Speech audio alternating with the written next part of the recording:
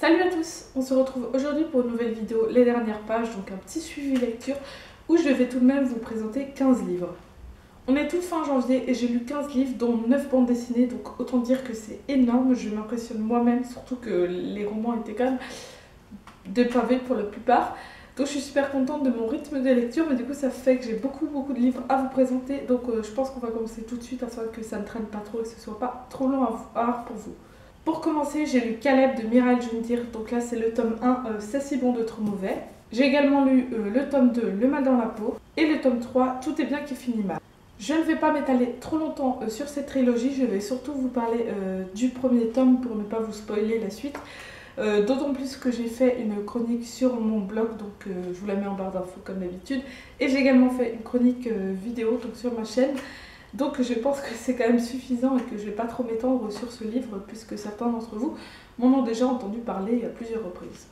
C'est l'histoire de Caleb, un jeune homme de 19 ans très charmant qui attire beaucoup les filles et qui du jour au lendemain va se découvrir empathe, donc c'est-à-dire qu'il a le don de lire dans les pensées des gens, de ressentir leurs émotions et d'éventuellement manipuler leurs émotions. La vie de Caleb va changer puisqu'il se sait poursuivi par des gens qui en veulent à sa peau, à sa vie, à son pouvoir. Et il va se servir de ses pouvoirs pas toujours à bon escient parce que c'est quelqu'un qui n'a pas forcément un fond si bon que ça. Donc j'ai bien aimé cette trilogie, ça se lit vraiment à une vitesse incroyable, c'était assez fou, j'ai lu les 3 tomes en quelques jours seulement. Mais je n'ai pas plus aimé que ça. J'ai apprécié la lecture, c'est une histoire très originale, mais je lui ai trouvé quand même plusieurs points négatifs. Pour commencer, on m'avait un peu vendu un Caleb hyper méchant, alors que forcément, ce n'est pas forcément le cas, donc j'ai trouvé ça un petit peu trompeur. C'est surtout ça qui m'a dérangée. Je n'ai pas aimé le personnage de Caleb, surtout au début. Il m'a beaucoup agacée, c'est le genre de personne que je n'aime pas, et quand je n'accroche pas à un personnage, eh bien ça rend les choses un peu compliquées. Et d'autant plus que je suis complètement fan de ce que Mirail Jundir écrit sous son vrai nom, Ingrid Desjours, donc elle fait des thrillers. Et je suis une grande fan de ses écrits. Et là j'étais très déçue par le style de cette trilogie que j'ai trouvé beaucoup plus simple et beaucoup moins élaboré, beaucoup moins travaillé et beaucoup moins intéressant. Néanmoins, c'est une trilogie que j'ai appréciée, je suis contente de l'avoir lue. C'était une bonne découverte, mais voilà, ça ne me marquera pas plus que ça à mon avis. Très rapidement, j'ai lu une bande dessinée qui est 50 francs pour tout de Davy Mourier. Je vous ai parlé à plusieurs reprises de Davy Mourier sur ma chaîne et sur mon blog. C'est un auteur qui fait plein de choses à côté, qui participe à des émissions, qui anime des émissions, enfin il fait plein de choses. Je vous invite vraiment à le découvrir. C'est quelqu'un de très intéressant qui fait un tas de choses, donc ça peut potentiellement plaire à plein de gens. Et j'avais très envie de lire celui-ci après avoir lu 41 € pour une poignée de psychotropes, donc qui est un peu le livre qui est sorti avant celui-ci, mais c'est pas vraiment une suite, puisqu'il s'agit ici d'une autobiographie plutôt qu'autre chose. Dans celui-ci, il nous conte un peu son adolescence, donc son adolescence au passage à l'âge adulte et à la découverte de certaines déceptions, de l'amour, du sexe, etc. Il n'a pas forcément eu une adolescence facile, comme beaucoup de gens. Et donc il se raconte un petit peu dans cette bande dessinée qui m'a beaucoup plu. Au niveau de la présentation, ça se présente vraiment comme un journal intime avec des dessins.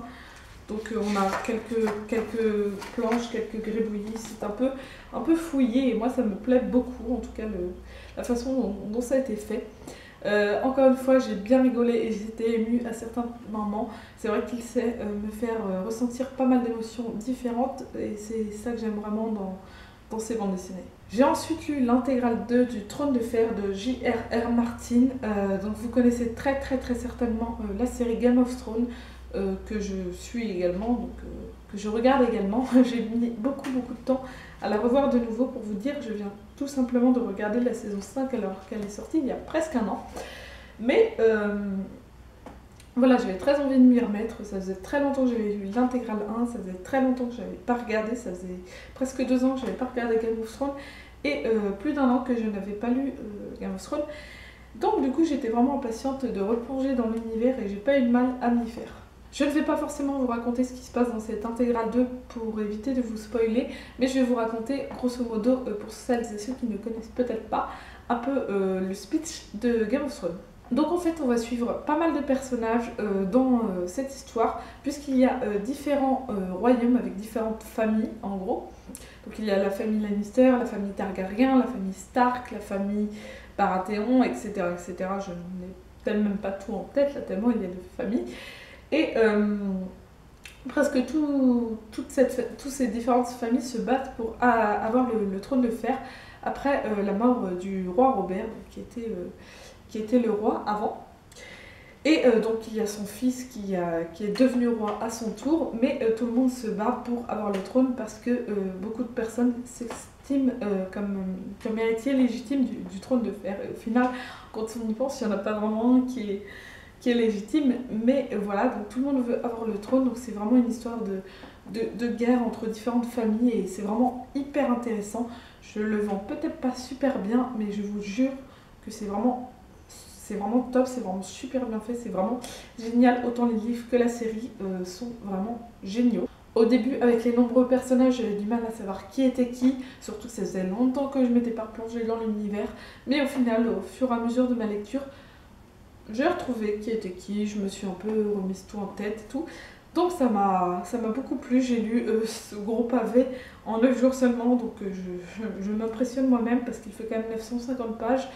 C'est pas écrit très gros et c'est quand même une histoire assez complexe, très très riche et voilà, avec un univers hyper riche, donc il faut s'accrocher, il faut s'y mettre, mais vraiment ça en vaut la peine, je trouve. Je me suis amusée ensuite à lire tous les premiers tomes de 13, donc de William Vance et Jean Van Hamme. C'est une bande dessinée conséquente puisque je crois qu'à ce jour il y a 23 tomes plus des hors-séries.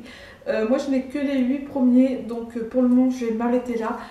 J'aime bien, mais je ne sais pas si j'ai envie de la continuer, donc je verrai bien si j'achète la suite, si je l'emprunte ou quoi que ce soit. Mais sans plus tarder, je vais vous parler du synopsis.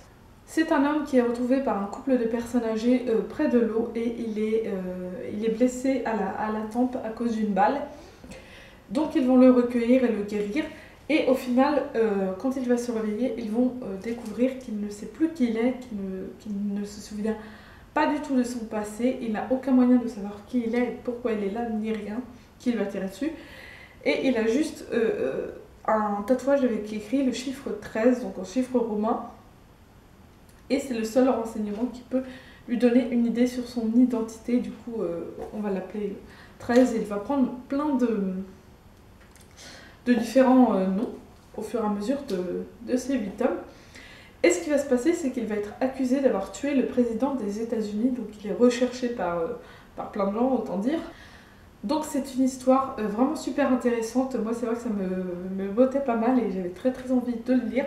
C'est assez addictif, c'est vrai que j'avais très très envie de continuer. Donc ça marche par cycle, donc à la fin du 6e tome je crois, ou du 5e, ça se termine, enfin un premier cycle se termine, et ensuite c'est une histoire légèrement différente, enfin c'est la suite, mais ça prend un peu une autre tournure. Donc j'ai un peu moins accroché à partir de ce moment-là, c'est vraiment le premier cycle qui m'a le plus plu. Je ne sais pas si ça vaut la peine de continuer, n'hésitez pas à me le dire si vous avez lu. En tout cas, moi, c'est une histoire que j'ai bien aimée, que j'ai trouvée très intéressante. J'ai ensuite lu Plus dur sera la fin de Luis Pota, qui est plutôt un roman autobiographique qui était vraiment super intéressant. C'est l'histoire de Luis Ortega et de son ami Camioletto qui rêvent depuis toujours de devenir torero. Donc c'est une histoire sur la corrida, sur la tauromachie. C'est vraiment super intéressant et très instructif, mine de rien, parce que quand on ne connaît pas grand-chose à cet univers-là, c'est vrai qu'on apprend beaucoup de choses avec ce livre. Pour ma part, j'ai toujours eu beaucoup d'a priori et beaucoup de problèmes avec la corrida. J'ai toujours trouvé ça très très barbare et très... Voilà, j'avais vraiment un problème avec ça, même si je sais que c'est traditionnel dans certains pays. Personnellement, c'est quelque chose avec lequel j'ai un petit peu de mal. Et c'est vrai que là, ça donne une autre vision. Ça ne m'a pas fait changer d'avis pour autant, mais je n'y voyais pas seulement la mise à mort du taureau que le torero avait envie de faire, mais aussi une véritable envie d'avoir une certaine union avec le taureau. Donc c'était assez captivant quand même comme récit, assez intéressant. Dans l'histoire, Luis Ortega va connaître des coups de corne qui peuvent blesser gravement, comme on peut s'en douter. Il va aussi connaître les femmes, le sexe et la faim qui peut tenailler, le manque d'argent, enfin plein de choses comme ça. Donc c'est vraiment un livre que j'ai beaucoup aimé, que j'ai trouvé très très intéressant. Malheureusement, vous ne le retrouvez plus, en tout cas pas en neuf, puisque la maison d'édition, donc 13e Note, a fermé ses portes le 30 novembre 2014. Bien malheureusement parce qu'il publiait des récits super intéressants. Néanmoins, je vous conseille d'essayer de voir si vous pouvez le trouver d'occasion, parce que ça en vaut vraiment la peine. Je vous conseille vraiment d'essayer de découvrir la maison d'édition 13e Note. J'en avais déjà parlé à plusieurs reprises, mais elle en vaut vraiment la peine et ce serait dommage de passer à côté, même si aujourd'hui ça fermait ses portes.